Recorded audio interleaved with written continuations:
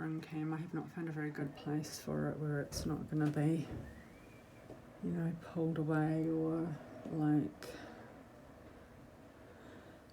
whatever. It's just hanging out my bathroom window at the moment, so I'm just continuing. So yeah, no, her name is Nadia. You would, if you saw it written, you wouldn't be able to pronounce that. His dad was called Yuri. And it did not glide off the tongue like Nadia. His full name was Yurdakul. So you can see why Yuri was what was chosen. And yeah, I don't know, like Charlin had beef with his dad, and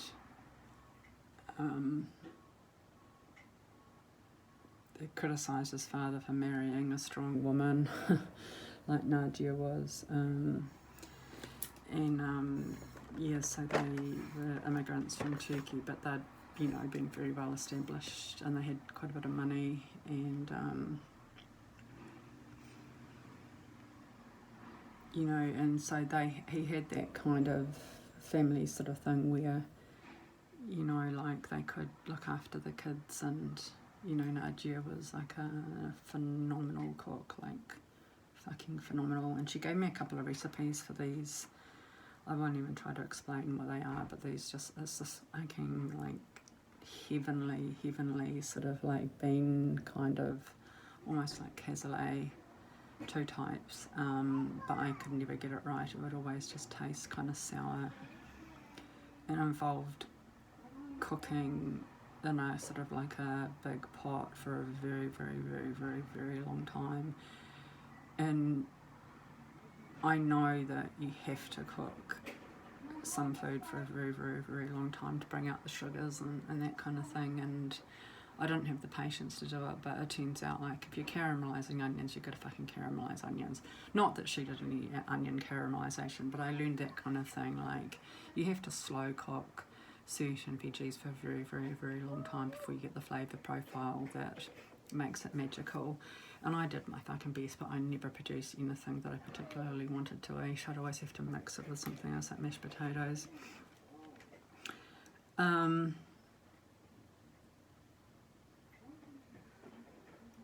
So he had support from his family to an extent, but he also had a lot of criticism from his dad, which I think might be justified.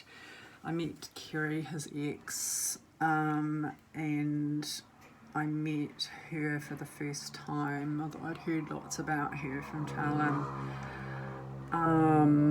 Already having a little bit of like kind of sympathy, if not sort of a sense of camaraderie with her before I met her, but she treated me like a fucking bitch because she was, yeah, Charlin's age. I think she was a bit older than Charlin, yeah, like my age, and I was 32.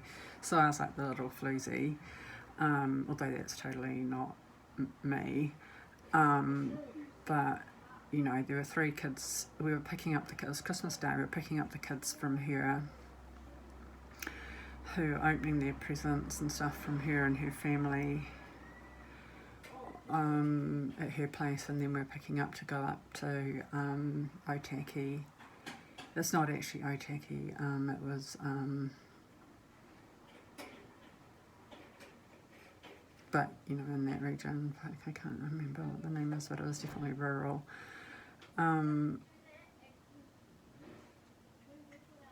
This is 16, 14 years ago, I guess.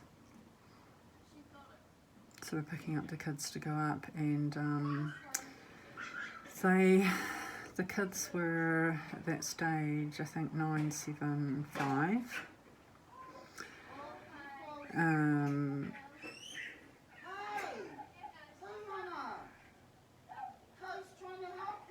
That's just Grandma and the kids play in my stairs quite a bit, and sometimes they knock on my door wanting to do more cleaning, scrubbing of water, but the law's been laid down about that kind of thing, so I'm having to be grown up about it.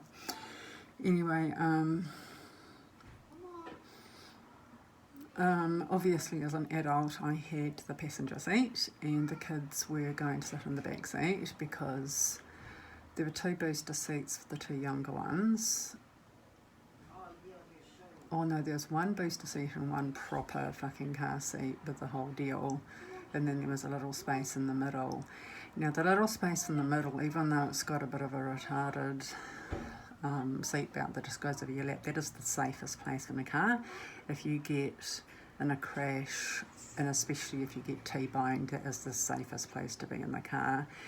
And generally, in New Zealand, the way on the side of the road that we drive, the passenger seat which is on the left, obviously, and at the front, which I think anyone from any country is aware of, is next to the driver. So that is the most dangerous car seat to sit in the case of a car crash. That's where the most fatalities are, and that's when you get the most mulched up bodies that first responders get PTSD from. Anyway, Kerry was a total bitch to me and told me that I had to travel to Otaki, it's further than Waikanae. It's before Levin, but we're getting out of the Greater Wellington area. We've left the Greater Wellington area, and that's a serious hour's drive. And so she insisted, and the thing is that Chan didn't stand up to her because partly he was a bit of a dickhead when it came to that kind of thing, and partly that he was justified that if he asserts his rights, then she, being a female and very well established, you see, because she owned her home, whereas for reasons that are very unfortunate and not fair for Charlie, especially if what he was saying was told the truth, he was put in a position where he had to take, as a financial advisor and a mortgage broker, he had to do the unthinkable because he was left in the lurch by, this is the reason he didn't have a good relationship with his dad. I won't go into any further detail, but he actually had to take his mortgage from a loan shark because he went unconditional on his offer, and his offer is accepted, and then the rug was pulled out from under his feet. As a financial advisor and mortgage broker, he had to go to a loan shark. So the mortgage was not a bank mortgage. It was, I don't even know if you could really call it a mortgage, but he was paying at least twice as much as normal mortgage repayments on a single salary. Now his salary he was in business for himself, and then he took at least a part-time job with an established finance company, so he would have been earning plenty of money, but not plenty of money to finance repayments to loan sharks, and have 3 kids. And I don't know if anyone was paying child support. I have a feeling no one was. He couldn't have been paying alimony, obviously. But anyway, he was probably in a less powerful position than Kerry was for a number of reasons. So, and the thing is, I don't bother with regrets, not at this stage, but at the time, and I was 32, Kerry just said, she was just being a bitch to me, and she didn't know who I was, and she didn't know actually that I had a bit of sort of sympathise more with her having experienced what Helen was like. But she was a bitch to me because she could be. She just said you have to sit in the tiny little seat with in between the 2 kids' car seats, while Fraser, being the middle child, who would have been 7 or 8, had to sit in the front because he was bigger than the older kid, Fraser, Cormac, who was my favourite because he was just a decent human being, and he was being a bit shat on, to be honest. He's been bullied by his dad quite a lot.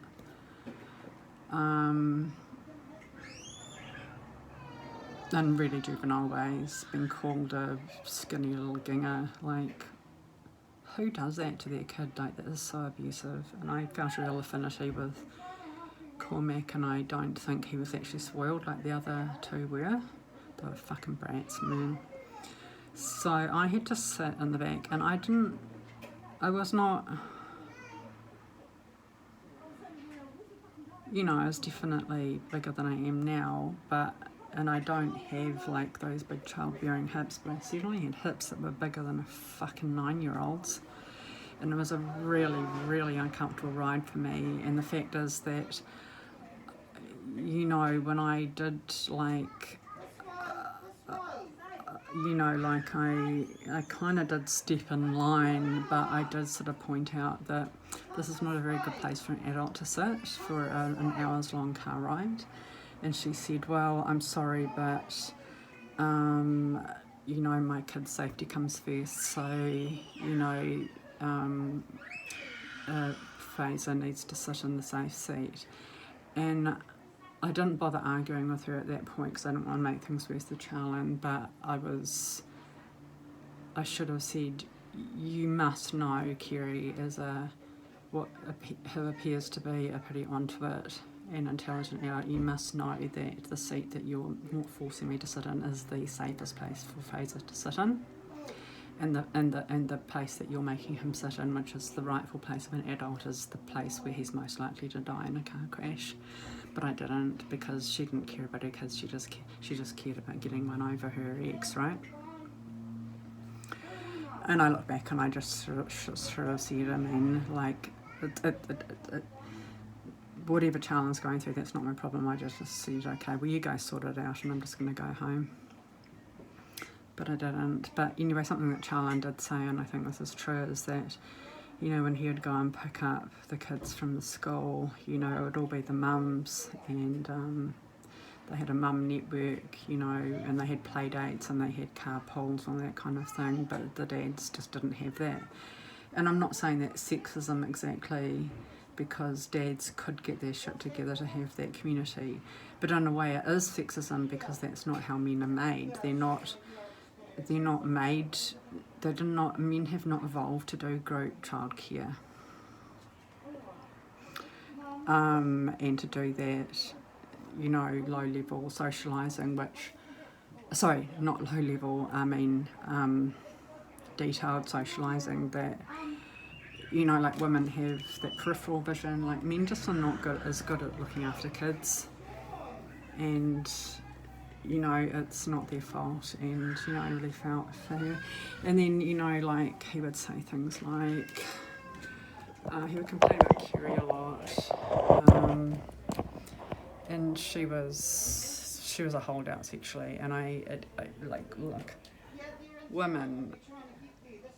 women can have, women's sex drives do not match anything like the sex drives that men have.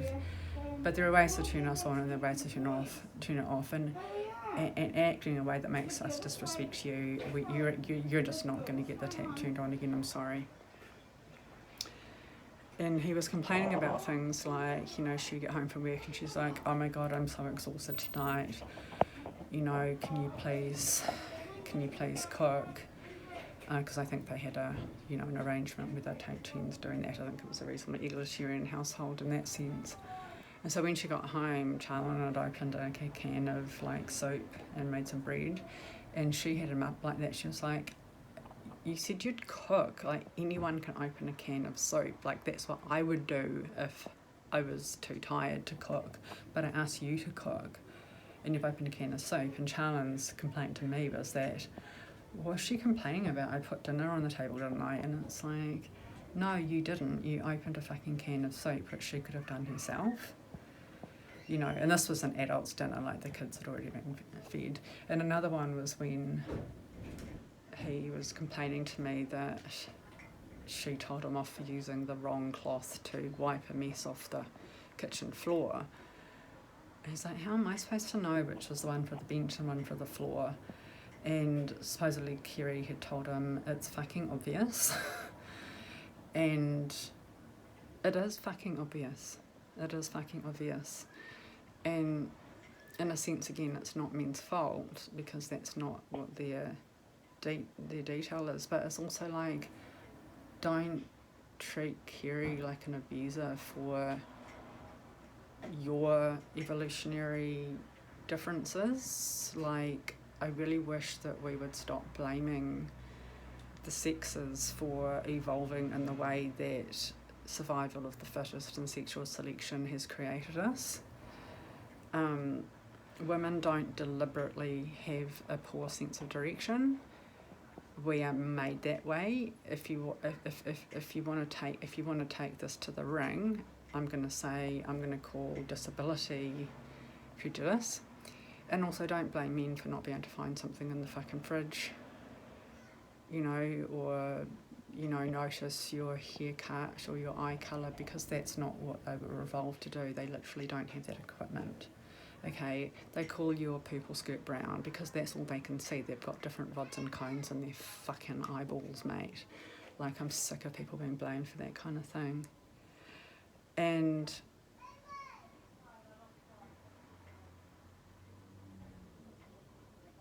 you know, I didn't want to get on, like, I feel like I'm more of a lefty in the way that lefties were supposed to be than lefties are. It's like all these agencies that are set up to protect people from discrimination for what appears to be behavioural characteristics but are not, are simply ways that we are born and we're not capable of anything else, because it's not true you can do anything you set your mind to. It's not true.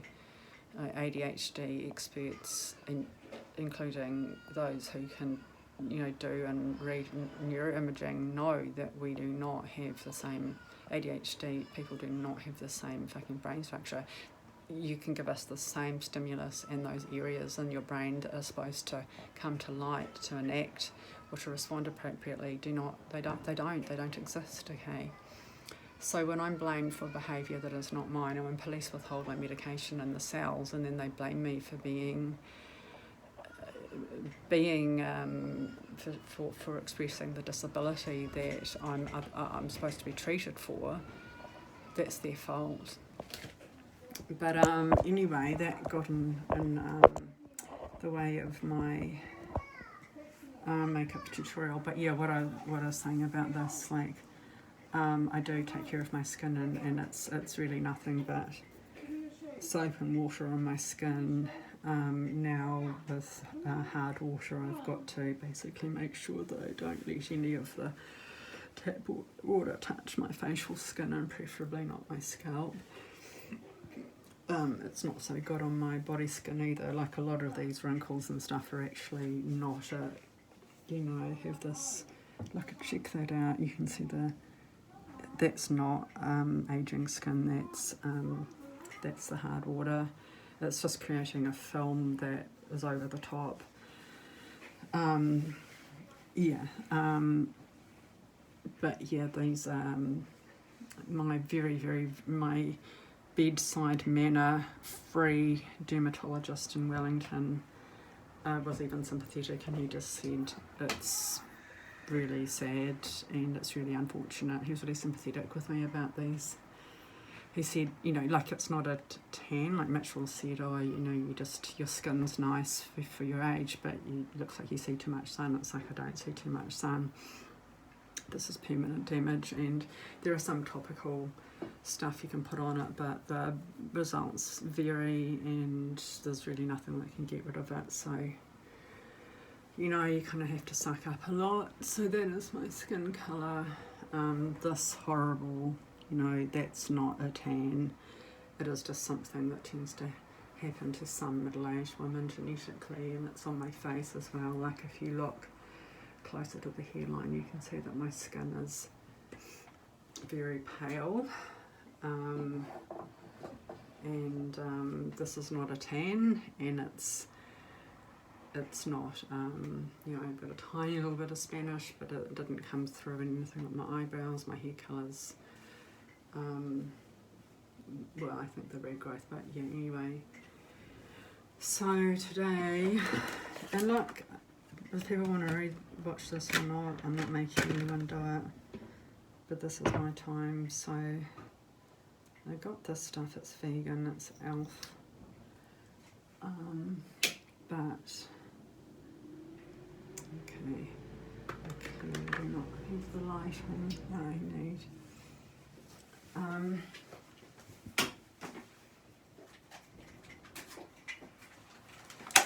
Try this lighting, I don't know. So I'm gonna like try and just do what I want to do, which is just try to, like, I don't do this, but except I just want to pull out the stops today and just look as nice as I can.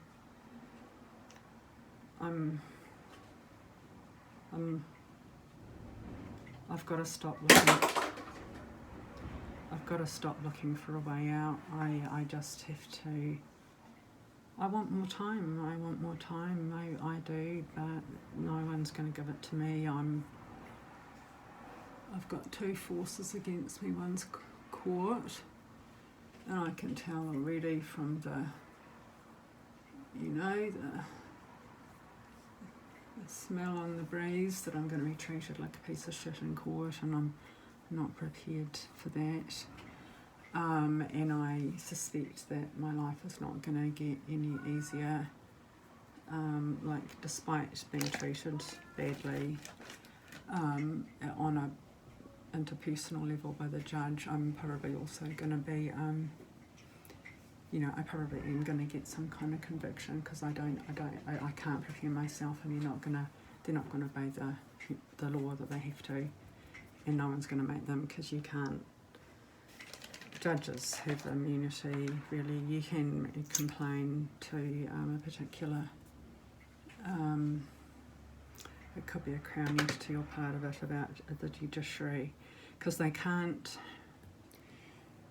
you know, like, if they make errors in good faith, which is, you know, in determining that does not appear to need to pass the reasonable person test, and you're almost bound to, as a judge who has a law degree, be able to argue your way out of that. Probably nothing's going to happen to you, and it's going to be a very long process anyway for the complainant. And the thing is that the Ministry of Justice is committing a lot of offences against me, but I was predicting that already, so I have not thus far encountered any indication whatsoever that any justice is coming my way. I've made it very clear to one of the registrar kind of people there, that Chris Green, somebody that, because he has replied to me from his personal email address as well, unless it's a different Chris, I don't know. I'm not going to be talked to. I'm not going to be talked to like that by any fucking judge. I'm sorry. The insolence is unacceptable to me.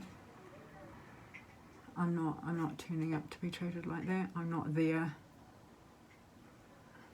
I said I'm not just innocent in reality, which is just a claim that I'm making, because I obviously, like, this is not the time or the place to, you know, this is not the trial. This is in the meta level at the moment. But I did say to him, I'm not just innocent in reality, and by all indications of the evidence, which is solely on my side, but I'm innocent under the law as well, because I haven't been tried and therefore I haven't been found guilty. So I have to be treated as if I'm innocent. I have to be treated the same as the complainant, you know, and the complainants don't get treated like this. And I'm not going to be treated guilty. honestly, judges are not competent. They're not. They don't understand that, like, as I've said in the case review hearing stuff, like, they just think that the police summary of facts is a summary of facts. Like I've said, I pleaded not guilty and there's a trial, so what the fuck, like, if you're gonna behave like that, then why would we have a trial? Why don't you just hand out a sentence now? You know, they honestly ain't too smart. They ain't too smart, and I don't think it takes much to be a judge. And I know for a fact, because I come from a family of law degree holders, and some of them have practicing licences, and I've known lots of lawyers, including absolute fucking scumbags, criminals. That doesn't take much to be a lawyer, and that a lot of lawyers don't know the law. And I've been told by some of these lawyer friends that, well, your knowledge of the law is as good as a lawyer's. Like, I don't know this, you do. Yeah, I know, because I actually don't mess to my laurels and I actually do the research. And yeah, a lot of the lawyers are giving me extremely bad advice, like Chris Nolan, and I are not, there's no love lost there, because I did harass him a bit because he's treated me like shit. He did not take responsibility. He fucking failed his duty, the client care, by going on holiday annually for 2 weeks in the 5 weeks that we had together without telling me.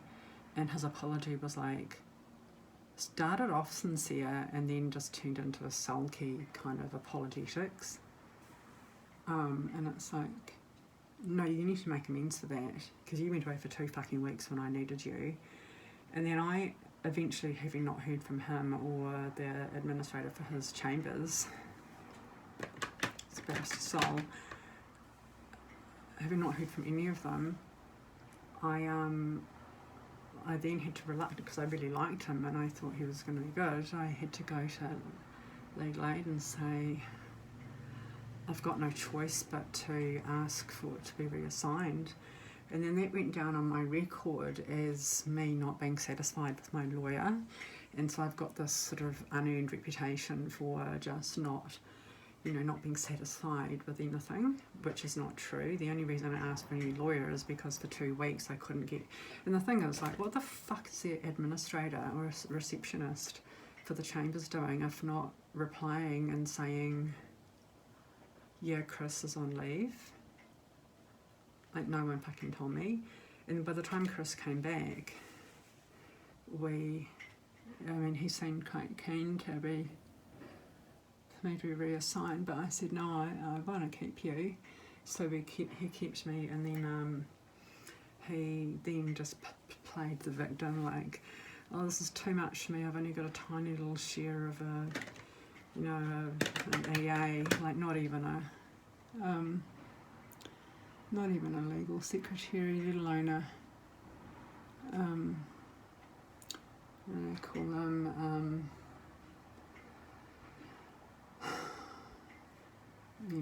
like, I can't even remember,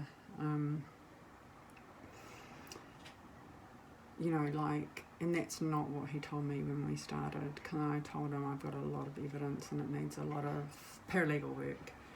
Okay, so if you don't, you can't just be a lawyer and take on a legal aid client if you're not prepared to look at the evidence. You can't just start working on an argument without looking at the evidence. You can't just rely on the police summary of fucking lies. And that's the problem. It's like, so he ditched me, and legal LSC and legal aid don't do their job either, because even though there's a legal aid contract, being a lawyer, your contract to the Law Society or whatever, or pass it or to the bar and to the court prevails over that. So you still have to do the same duty you would do if you're not, even if your client was paying, So I took him back with alacrity. You can see this dandruff. It's not really dandruff, it's dermatitis. And I'm just using this real paw to try and, clear up some of these flakes here. I used to try and use exfoliant to get rid of it, but it turns out that that's the wrong thing to do. It's doing that because it's already trying to protect itself. It's very, very sensitive. So I can't, the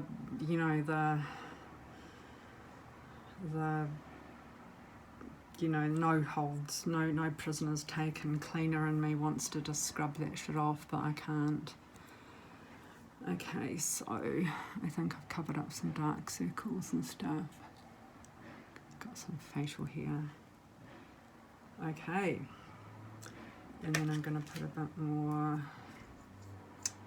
I just want to have a nice day today and I want to look pretty, and I'm going to go down, and Liu is sick to death of me because he doesn't understand that asking for the footage of the police is not my personal fucking business, it's a matter for the court. So he's saying, you're getting a headache, and I'm like, well, I'm getting a headache from being harassed by police. And he's like, it's not my fault, and I'm like, it's not about your fault being your fault, it's about the fact that you hold evidence that is relevant to the court, the criminal court. Like, he thinks that anything that isn't his problem is automatically my problem, and that's a fucking problem because that gives MSD a lot of cover for their misbehaviour, because Liu is holding me to account for their negligence and abuse rather than them. So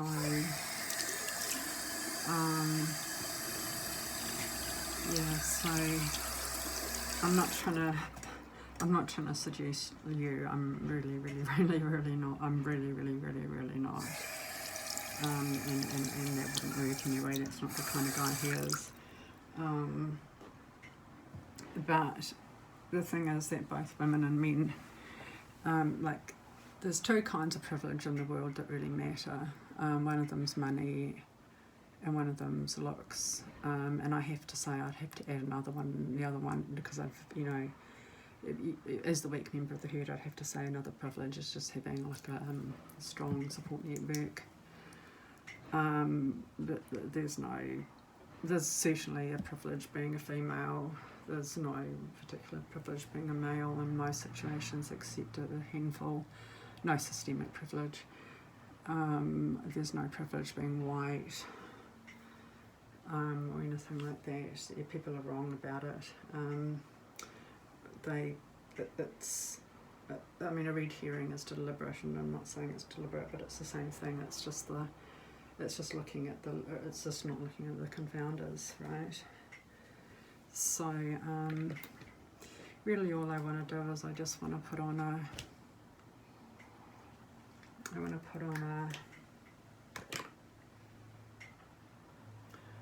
I don't know what it is that I'm trying to do. I'm just trying to put on a sort of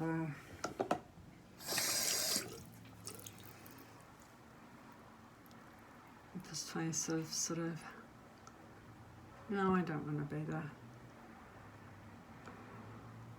I don't want to look weak. And what I really want to do is like when Jared, who was in Unit 2 for a bit, and he was the guy that I was trying to help a lot. And now I know he, as I was speculating, I said, people seem nice, but who the fuck knows? No, he's a scumbag, and I'm not surprised by that at all. He left without taking the picture that I gave him that I thought he'd really love. Japanese picture that he said he really loved. It made him feel peaceful. It was of cranes. He left that, even though he made lots of bones, it would have been really meaningful. And the only thing that he did take, of all the things that I lent to him, and I gave them to him, but I gave them to him for use as a resident in emergency housing. And I think a normal, decent person would understand that those aren't necessary. I mean, sure, he can take them, and I wouldn't have a bother with it. But you know, to be a decent person, you would probably leave those behind once you don't need them anymore, right? There's like an extra rubbish bin and some stuff. There's a lot of stuff that you just didn't have, like stuff to drain your dishes and that kind of thing. I put a lot of effort into sort of helping him a bit because he did play the pathetic helpless man thing, which is the version of the Damsel in Distress Act.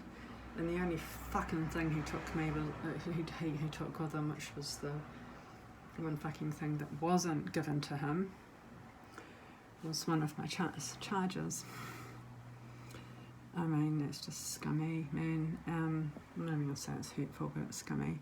Anyway, one of the things I did do to help him with the privacy, because he was getting quite bothered by the noise from the kids and the fact that they were coming onto his little patch, as I kept trying to explain to the kids, that you see how these are these black squares that look like cobblestones. You see how that's different from like the pavement or the tarmac that's in the area where we walk and the cars park and stuff. You see how that's different? Well, and I said, see how it's the same on that one, and see how it's the same in your one there. Although some of them have bricks. That shows you that that's private for the families who live in there, and so we're not allowed to play there, and you can't put your scooters there, and you can't.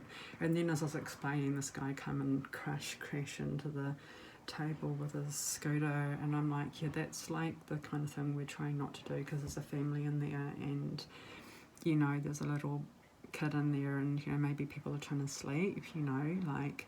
And I said, you know, where you guys live is sort of out of the way, so people aren't really crashing into your scooters, but you can imagine, like, if you were trying to have a quiet time in your house, you wouldn't want people leaving your scooters and turning water on and stuff. And then Larry pops his head over his thing, which is next to me, down in the ground, going, hey, you kids, how do you know to do this? And I'm saying, yeah, I'm just trying to tell them just to identify. I don't think it helps just to tell kids do the right thing. I think it helps to explain what the right thing is and why. It's like they don't know that that's private and that's public. Like, I'm trying to show them so they can differentiate in their mind. And he's like, oh, they don't listen. And I'm like, well, I'm just trying to explain, like, show them that to them it's just totally random. Like, they're being told things that don't seem to have any rhyme or reason, and as I said, like, most of them are really good kids, really respectful, and some of them take what I say on board, and are really helpful, and just quite, you know, sensitive, like, especially like, for me, Nine was when I started to have something approaching the kind of awareness and self-reflection and stuff that, you know, I developed into adulthood. And I've noticed that of a lot of kids who are around 9, that does seem to be a kind of like, that to me, more than 13 or 12, seems more a sign of that crossover into adulthood, where, like, 2 is another one. The terrible 2s are all about when you recognise that you're a separate individual from your parent, and that means that you're trying to assert your independence, and asserting your independence without any moral development in your brain or training. It's why you don't want to reason with a 2-year-old. You just try to give them rules, whereas you can reason with a 9-year-old. Is that they don't understand. They just think that, oh, I'm an individual and therefore the only experience I can have is my own, and therefore that means it's the most important experience, and because people don't give me things that I want, I'm going to have a fucking meltdown. So that's another breakthrough age. But yeah, I find about 9-year-olds, and a lot of them are around that age, they can understand. You just don't want to yell at them. You just want to explain first. And yeah, I find they're generally quite responsive. But yeah, what I want to do is, because one of the things I was doing for Jared was I was just trying to create a bit of a you know, like a property division, and a bit of like, because I know he was saying that the kids were getting in behind the furniture and the barrel there where his bedroom window was, and I was just trying to create a real blockage where they couldn't get in there, so you know they would be kept at least like sort of a metre away. And I was trying to like get a bit of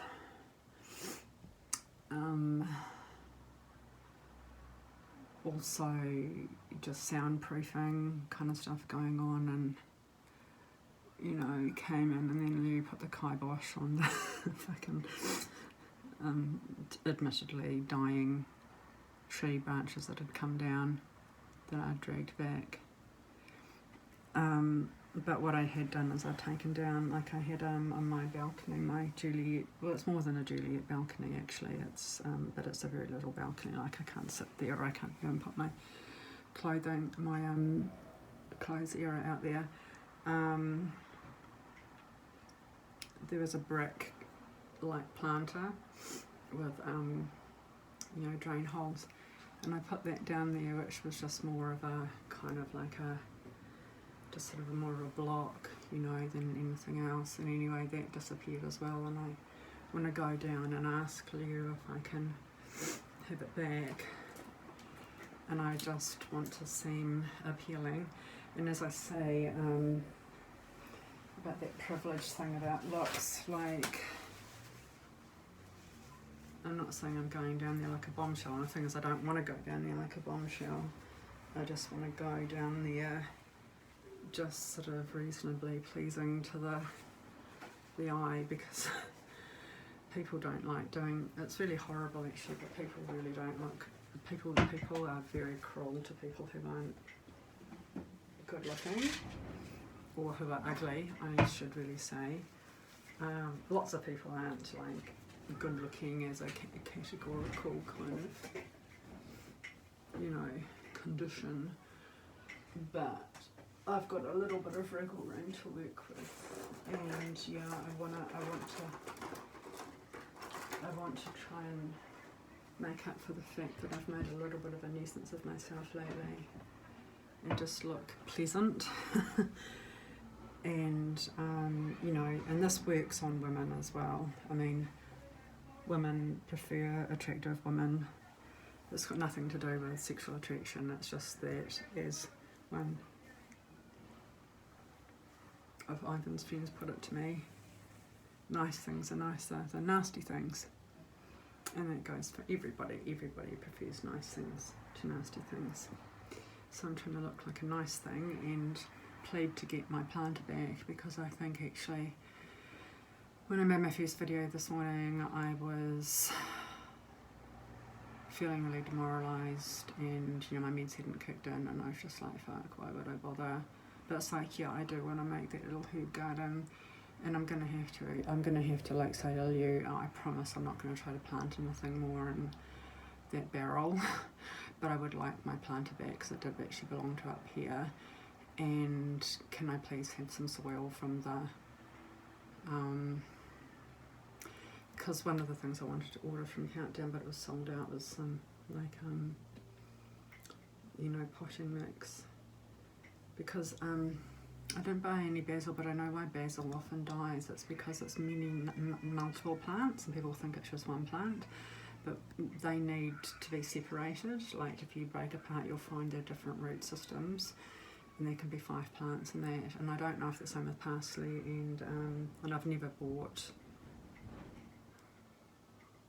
I don't think I've bought thyme before, but I want to make sure that they all have enough room to grow and thrive, and you know, that just seems like something nice that I can do. I am dying for a bobby pin. My kingdom for a bobby pin.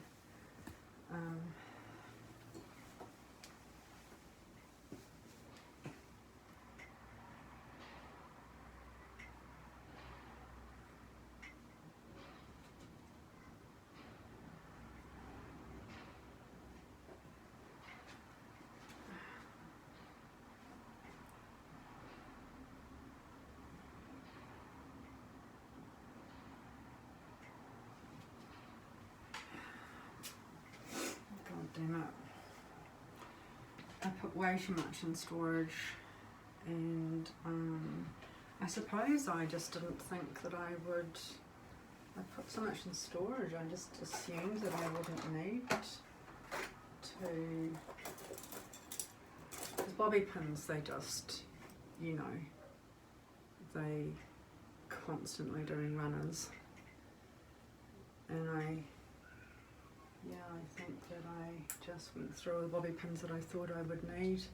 I don't know what this looks like at the back, and that's quite important.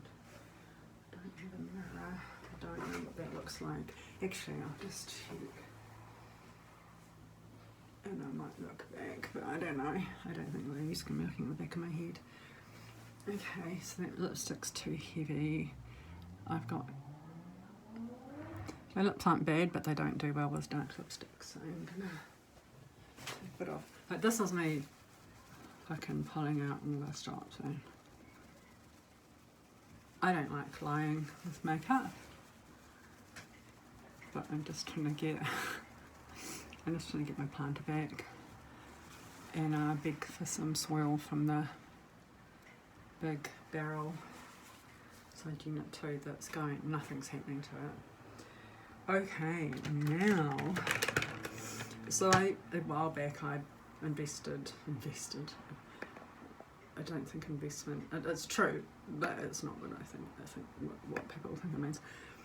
I bought a bunch of makeup because I thought, you know, nice things are nicer than nasty things, and I got some black, and that's all vegan. This is BYS, I don't know what that means, and this is flour, so Drew Barrymore's line. And Drew Barrymore's line is very, very, very good. It is exactly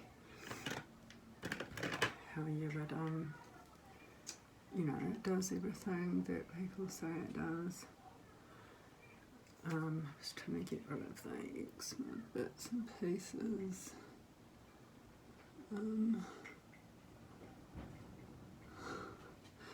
Sometimes I think Lily has a camera in here, I can hear me plotting to get some soil and so forth. But because I'm pretty sure some motel owners do that, especially when they've got, it's totally illegal, but people do shit right. But then, like, I am very conscious of not looking very good with makeup, because I don't think aging skin deals with makeup very well. So I'm like, I'm not going to use that black eyeliner. I'm just going to expertly apply some dark brown eyeliner, and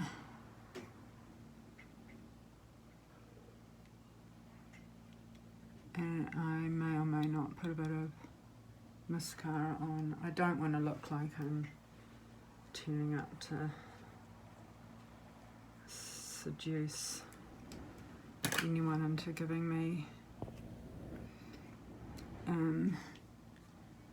my planter back and allowing me to plant It's my thyme and my Italian parsley.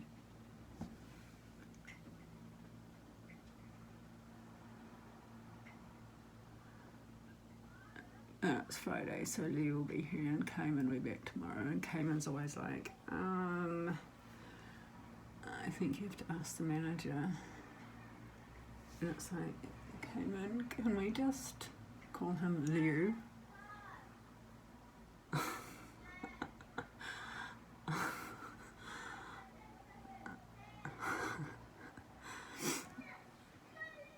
Okay, that like is a bit heavy.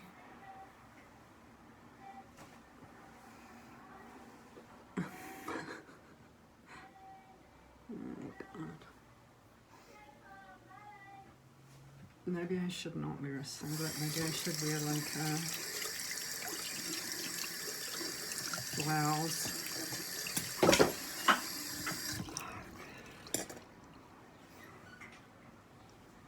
I wish I had more time. You can see that I kind of enjoy life. You know, I mean, I really do enjoy life. It's just I've got to anticipate the future. Like I'm not, the privilege of being able to take one day at a time and live in the moment has been taken from me. And I guess that's what I'm going to do now, is just try to live in the moment to the extent, but I want to live in the moment for more than 2 days, and I'm not going to, unless some fucking miracle happens at the last minute, then,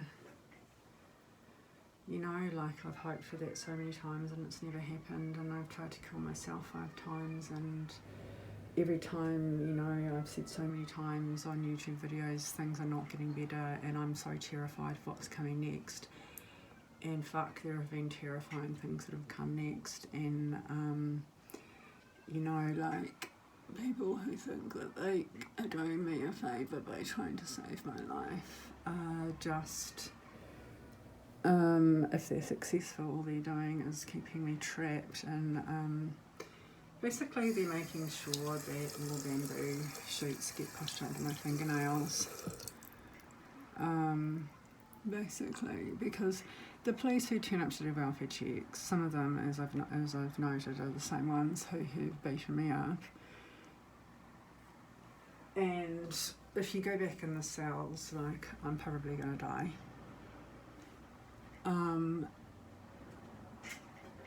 And I suspect that the strategy, I should say, is going to change into trying to arrest me again.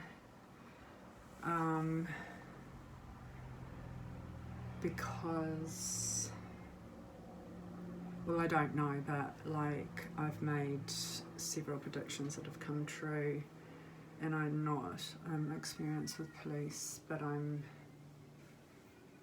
you know, patient etching. That looks horrible. Oh, fuck. I'm gonna do over.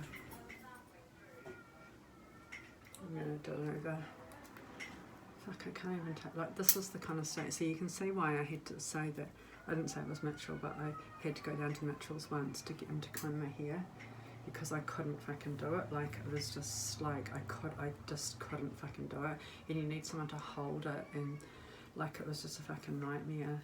It was like what happened when my mum was in hospital giving birth to a Neil, and Jeff was the one who was tasked with doing my hair every morning, because I had very long blonde hair, and it wasn't as crazy as it is now, but it knotted like fuck, and I would just be bawling my eyes out every fucking morning with Jeff trying to brush my hair. So he ended up taking me to the hospital every morning, because that was back when women who had given birth were kept in hospital for a week or two. And so rather than turning up to school with my hair fucking in every which way with random plaits, with obviously being done with someone going, no, he took me to the hospital where Wendy would brush my hair out and put it in plaits. And I don't have anybody to do that for me at the moment, so I think I might just go a different way. Yeah, I actually don't think I want to spend any more time while I'm alive trying to fucking wrangle my hair. I'm not going to have time to grow dreadlocks, but I've got my own